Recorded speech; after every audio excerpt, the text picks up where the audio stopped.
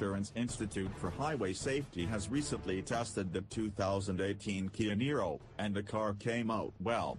The organization gave it the Top Safety Pick Plus award, which goes to cars that meet the organization's most stringent safety requirements. While good on its own, the Niro's new commendation also stands out because its corporate cousin, the Hyundai Ioniq, and its close competitor the Toyota Prius only received the plain Top Safety Pick award.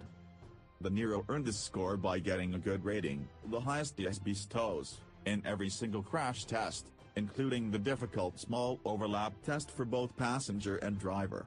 It also received a good rating for its optional HID headlights, and the optional forward collision prevention system managed to prevent a collision at speeds up to 25 miles per hour.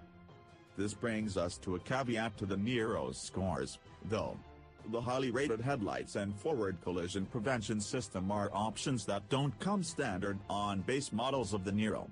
The headlights only become available on the second highest tax trim, and are standard on the top touring trim. The forward collision prevention system is not available on the base pay trim, but it is an option starting with the second lowest LX trim, and is standard on touring.